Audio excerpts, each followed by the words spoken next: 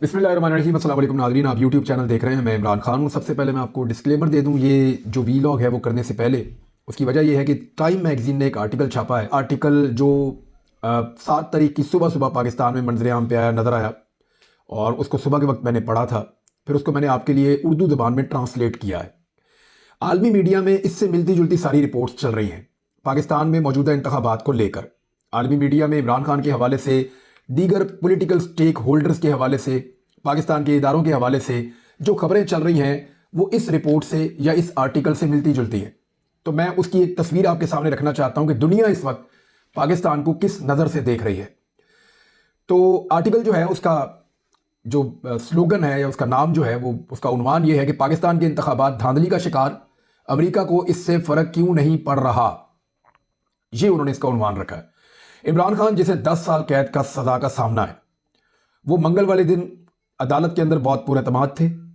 जब उनके वकला जो है, उनके वकील जो हैं, वो इस बात के ऊपर जोर लगा रहे थे और बड़े जज्बात के अंदर थे कि उनको इंसाफ मिलना चाहिए, तो इमरान खान ने अपना चश्मा उतारा, जो अखबार उनके हाथ में था उसको फोल्ड किया और अपने इर्द गिर्द के माहौल को मुकम्मल तौर पर उन्होंने इग्नोर कर दिया कि वो कहाँ मौजूद हैं। और एक लम्हे में उन्होंने उठकर कहा, और मुझे ये बात सुनने की ज़रूरत नहीं है, ये एक फिक्स्ड मैच है, मुझे पता है कि नतीजा क्या निकलने वाला है। इमरान खान की बहन अलीमा खान ने टाइम मैगजीन को बताया कि इमरान खान ने कहा कि ये मैच फिक्स्ड है, तो फिर तुम सब वक्त क्यों ज़ाया कर रहे हो। ये नतीजा निकालना मुश्किल नहीं है कि इमरान खान पर जो मुकदमा है, जिसमें उन पर रियासती राज मंजर आम पर लाने का इल्ज़ाम लगाया गया है, एक जेल कम्प्लेक्स के अंदर बनाई गई एक अदालत में चलाया गया, जहां आम आवाम और मीडिया के दाखिले पर पाबंदी थी। खान की वकला टीम को भी ट्रायल में शिरकत से रोका गया और सरकार के ही 2 वकला ने इमरान खान का दिफा किया। अलीमा खान ने बताया कि जब उन्हें सजा सुनाई गई तो इमरान खान ने वहां खड़े होकर कहा, ओह सिर्फ 10 ही साल, मुझे तो लगा कि 15 साल होगा। यह इमरान खान साहब का कॉन्फिडेंस था और टाइम मैगजीन इसको लिख रहा है।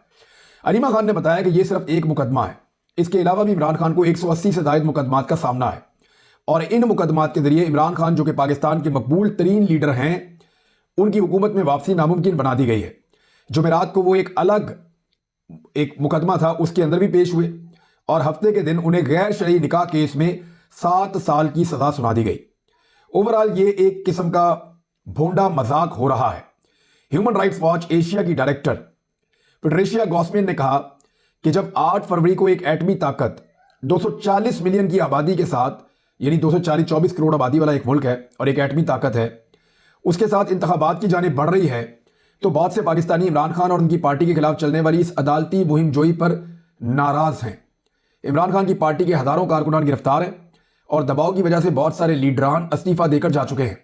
पाकिस्तान तहरीक इंसाफ, जो कि इमरान खान की पार्टी है, इसे बल्ले के निशान से भी महरूम कर दिया गया है और नई हल्का बंदियों के जरिए भी खान के सियासी मुखालिफिन को फायदा पहुंचाने की कोशिश की गई है। मीडिया में इमरान खान का नाम लेने पर पाबंदी आयद है और इमरान खान के कागजात नामजदगी भी मंजूर नहीं किए गए। ओवरऑल ये कोई लेवल प्लेइंग फील्ड नहीं है और ना इन इंतखाबात को मुनसिफाना इंतखाबात के तौर पर देखा जा सकता है। अब यहां पे टाइम मैगजीन ने एक बड़ा अहम सवाल उठाया। वो लिखते हैं कि साफ सवाल यह है कि अमेरिका के जिस सदर ने दूसरे मुल्कों में जमहूरियत और जमहूरी रवैये पैदा करने को इस दौर का सबसे बड़ा चैलेंज करार दिया है, उन्होंने इमरान खान के खिलाफ होने वाले इन एक्शंस पर कोई ठोस किस्म का मौक़िफ़ क्यों नहीं अपनाया। सहाफ़ियों को ब्रीफिंग देते हुए अमेरिकी स्टेट डिपार्टमेंट के तर्जुमान मैथ्यू मिलर का कहना था कि वो इस बारे में कोई ठोस मौक़िफ़ नहीं दे सकते क्योंकि उन्होंने इन रिपोर्टों को भी तफसीलन देखा नहीं है। लेकिन हम पाकिस्तान में साफ और शफाफ इंतखाबात होते हुए देखना चाहते हैं।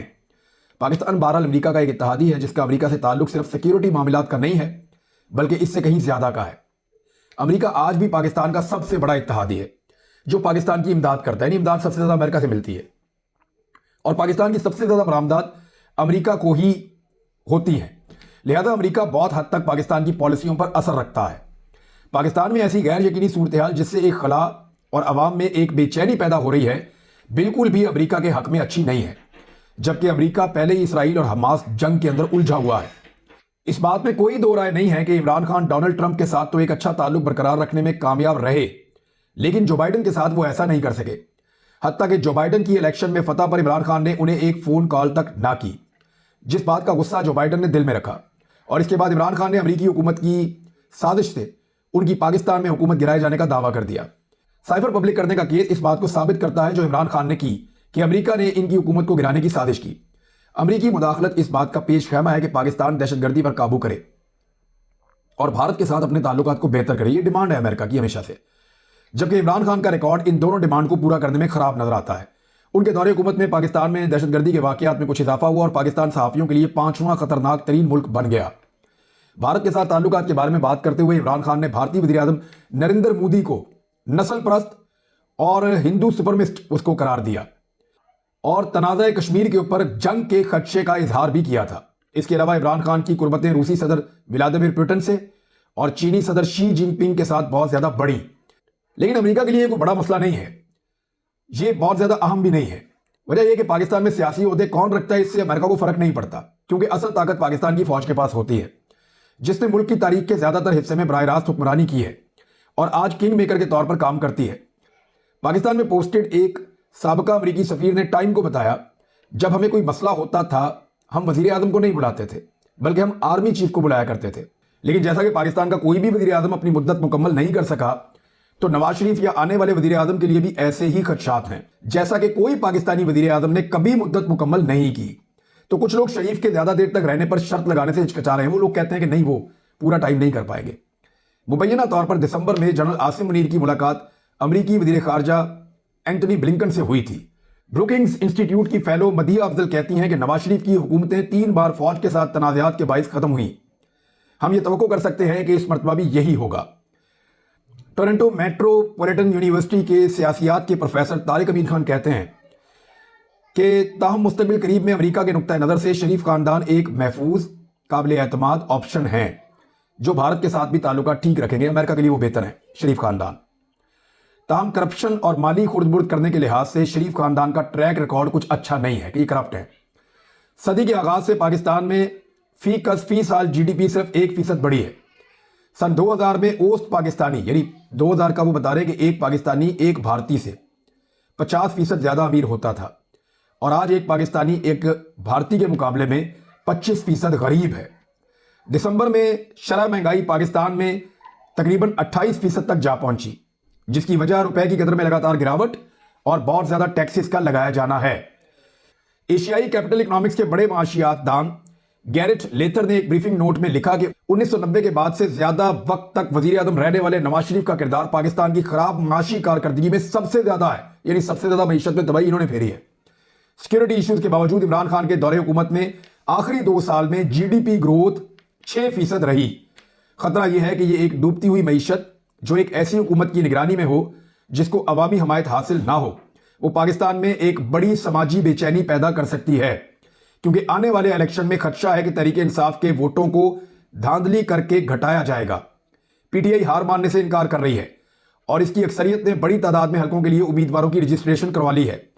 बल्ले के निशान पर पाबंदी के बावजूद उन्होंने एक पोर्टल बनाया है ताकि अवाम को आगाह किया जा सके कि किस उम्मीदवार को तहरीक इंसाफ की हमायत हासिल है और इसका इंतखाबी निशान क्या है। तहरीक इंसाफ के तर्जुमान और इमरान खान साहब के साबिक मावन खसूसी रऊफ हसन का कहना है कि अगर साफ शफाफ इंतखाबात हुए तो हम बाआसानी 3/4 अक्सरियत से हुकूमत बना लेंगे। मदिया अफजल का कहना है कि मुख्तलिफ सर्वेज ने इमरान खान की मकबूलियत का तकरीबन 60% से 80% तक अंदाजा लगाया है। यानी पाकिस्तान में इमरान खान की मकबूलियत मुख्तलिफ इलाकों में 60 से 80% तक है। ये टाइम मैगजीन लिखा है इस आर्टिकल में। और इनकी पार्टी की मकबूलियत फौज को इनके खिलाफ फैसला कुन कार्रवाई करने पर मजबूर कर सकती है। इंतखाबात पहले ही मुतनाज़े हो चुके हैं, पर बड़ा सवाल यह है कि क्या इंतखाबी दिन को सही तौर पर धांधली होगी, धांधली की जाएगी उस दिन, ये बड़ा सवाल है। और कल वो दिन आ रहा है, यानी आज मैं वीडियो रिकॉर्ड कर रहा हूं तो सुबह वोटिंग है। अवाम का सड़कों पर आकर एहतजाज करना और इस एहतजाज को रोकने के लिए जो कुछ भी किया जाएगा, इससे दूसरे IMF बेल आउट को हासिल करना मुश्किल हो जाएगा। और ये बेल आउट पैकेज पाकिस्तान के लिए बहुत ज़्यादा अहम है, क्योंकि इसके बगैर पाकिस्तान खुदा न खास्ता डिफॉल्ट कर जाएगा। खुदा न खास्ता मैंने अपने से लगाया। अनीता वाइस ऑरेगन यूनिवर्सिटी की बैनुल अक़वामी मुतालियात की प्रोफेसर है। उनका कहना है कि मेरा सबसे बड़ा खौफ यह है कि इस इंतखाबात को जाली करार दिया जाएगा और इसके बाद पाकिस्तान के तमाम हिस्सों में दंगे होंगे, जिनको बर्दाश्त करना बहुत मुश्किल हो जाएगा, क्योंकि पाकिस्तान पहले ही शदीद माशी बहरान का शिकार है।